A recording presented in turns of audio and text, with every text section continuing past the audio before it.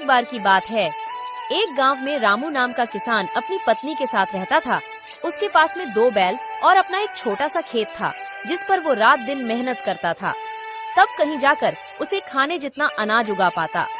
रामू गरीब होने के साथ साथ ईमानदार भी था।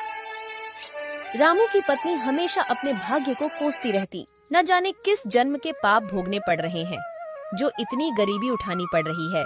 न जाने भगवान अपनी किस दिन सुनेंगे। अरे भाग्यवान, अपन कर्म के अलावा और कर भी क्या सकते हैं। देना नहीं देना ये सब तो ऊपर वाले के हाथ में है। अपने सोचने से क्या होगा। कह तो तुम सही रहे हो, मगर 2 साल से अपने गांव में ठीक से बारिश नहीं होने के कारण फसल खराब हो रही है। गांव में बाकी किसानों के पास तो गाय भैंस है, जिससे उनका तो गुजारा चल जाता है, मगर अपने पास तो केवल एक छोटे से खेत के अलावा कुछ भी नहीं है। और बारिश नहीं होने के कारण उस खेत में भी फसल नहीं होती। पता नहीं इस बार भी क्या होगा। हाँ, ये बात तो तुम सही कह रही हो। पिछले 2 साल से ठीक से बारिश नहीं होने के कारण फसल बर्बाद हो रही है। और अब तो कुएं भी सूखने लगे हैं, उनमें भी पानी अब कम बचा है। पता नहीं इस बार खेती में क्या होगा, ये तो ऊपर वाला ही जाने। चलो भाग्यवान, अब मैं चलता हूँ।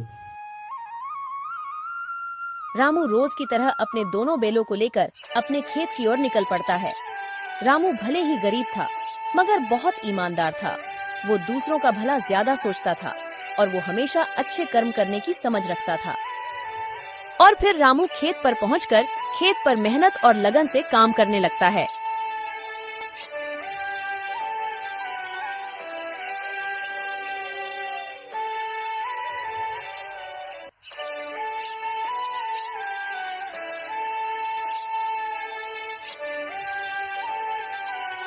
फिर थोड़ी देर बाद, अरे इतनी धूप में काम करने के बाद अब मुझे भूख लग रही है और अब तो मेरे ये दोनों बैल भी थक गए हैं। एक काम करता हूँ, मैंने अपने आधे खेत की तो जुताई कर ली है और आधे खेत की जुताई अब मैं कल कर लूँगा। मेरे ये बेचारे बैल भी थक गए हैं। चलो चलो अब अपन घर चलते हैं। रामू खुद से ज्यादा अपने बैलों का ख्याल रखता था। वह अपने बैलों से ज्यादा काम नहीं करवाता और रामू अपने घर पहुंच जाता।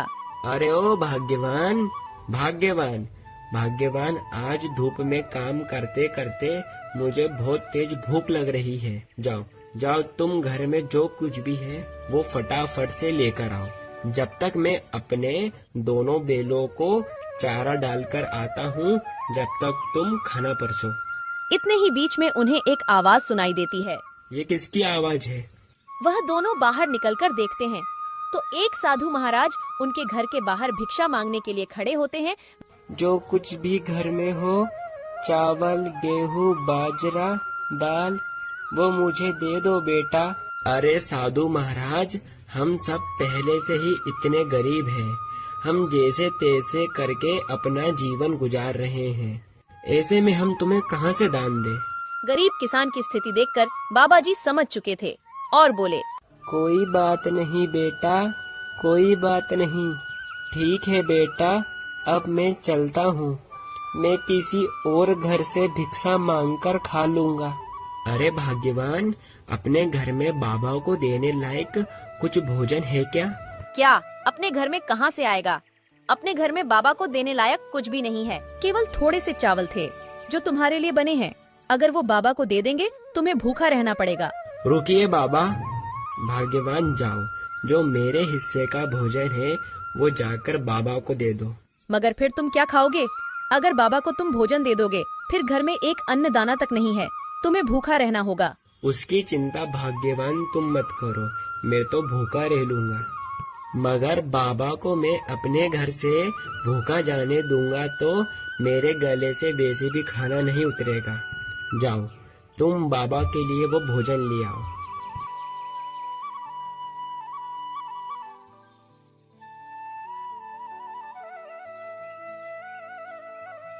रामू की पत्नी रामू की बात के अनुसार रामू के हिस्से का खाना बाबा को दे देती है।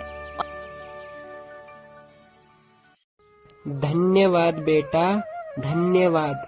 भले ही तेरे अभी बुरे दिन चल रहे हैं, मगर ऊपर वाला सब देख रहा है। वो तेरी एक दिन अवश्य सुनेगा बेटा, धीरज रख।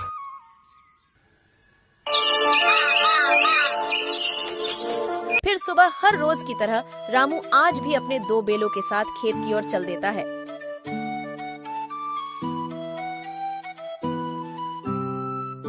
अपने खेत की जुताई कर ही रहा था तो फिर इतने में एक अमीर व्यक्ति रामू के खेत के किनारे से गुजर रहा था और रामू के पास आकर कहता है, अरे भाई, यहाँ आसपास कहीं पानी है क्या? भाई साहब, यहाँ से कुछ ही दूर पर एक हैंडपंप है, जाकर आप वहाँ से पानी ले लो। अरे भाई, तुम बड़े मेहनती दिख रहे हो, तुम इतनी मेहनत क्यों करते हो? मैं अपने और अपनी पत्नी के लिए भोजन और कपड़े कमाने के लिए इतनी मेहनत करता हूँ। अरे, तुम इतनी मेहनत करने के बावजूद अभी तक गरीब की गरीब हो। तुम तो अच्छे काम करते हो, तो भी तुम गरीब हो। मुझे तो नहीं लगता है कि कर्मों का फल मिलता है। नहीं नहीं भाई साहब, मुझे पूरा विश्वास है, भगवान के घर पर देर है मगर अंधेर नहीं। जो अच्छे कर्म करेगा उसे अच्छे कर्म का फल अवश्य मिलेगा। देर से मिलेगा मगर मिलेगा जरूर। शायद मुझे अभी नहीं मिला मगर एक दिन अवश्य मिलेगा। रामू की बात सुनकर अमीर व्यक्ति हंसता और वहाँ से चलता बना। रामू ने अपनी मेहनत जारी रखी मगर खेत को जोतते जोतते अचानक से रामू का पैर हल के नीचे आ जाता है, जिस कारण रामू का पैर कट जाता है। रामू दर्द के मारे झूम उठा। अरे भगवान, मेरा पैर तो कट गया। अरे प्रभु, वो अमीर व्यक्ति सही बोल रहा था क्या कि कर्मों का कोई फल नहीं होता? अगर मैं अच्छे कर्म कर रहा हूँ तो भी मेरा पैर कट गया। मैंने किसी का क्या बिगाड़ा है जो मेरे पैर में लगी? जैसे तैसे रामू अपने घर पहुंचा और अपनी पत्नी को जो उसके साथ हुआ वो सारी बातें रामू ने अपनी पत्नी को बताई। तुमने आज तक किसी को परेशान नहीं किया है, तुम्हें तुम्हारे अच्छे कर्मों का फल मिलेगा। रामू को अपनी पत्नी की बात सुनकर तसल्ली आई।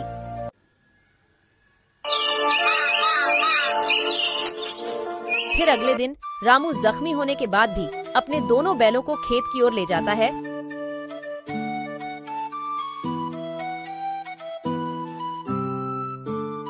अरे अभी तक बारिश तो आई नहीं, अब फिर मैं अपने खेत की सिंचाई कैसे करूँगा? चलो एक काम करता हूँ, अपने खेत के कुएं में जाकर देखता हूँ उसमें कितना पानी है। अगर उसमें पानी हुआ तो अपने खेत की सिंचाई करूँगा। अपने खेत के कुएं के पास में जाता है मगर कुएं में एक बूंद भी पानी नहीं था। कुआं पूरा सूखा पड़ा था। अरे मेरा खेत का कुआं तो पूरी तरह से सूख गया। अरे भगवान, ये कैसी परीक्षा ले रहे हो? घर में अन्न का एक दाना नहीं और अब तो मेरा कुआं भी सूख गया है। इस बार खेती में कैसे करूँगा भगवान? एक काम करता हूँ, मैं अपने कुएं के अंदर जाकर खुदाई करता हूँ। अगर पानी निकल जाए, हे भगवान कृपा करना प्रभु। इतना कहकर रामू कुएं के अंदर उतरकर खुदाई शुरू करता है।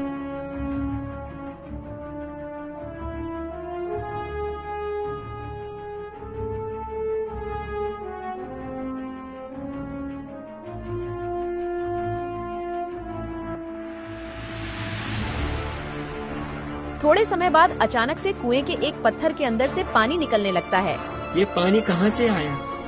मुझे तो अपनी आंखों पर विश्वास ही नहीं होता। मुझे तो लगता है ये सब मेरे अच्छे कर्मों का फल है जो मुझे मिला। भाग्यवान सही कह रही थी कि तुम्हें तुम्हारे अच्छे कर्म का फल अवश्य मिलेगा। ऊपर वाले ने मेरी सुन ली। इस पानी से तो अब मैं अपने खेत की सिंचाई अच्छी तरह से कर सकूंगा। रामू की खुशी का कोई जवाब नहीं था। रामू पानी को देखकर बहुत खुश हो गया।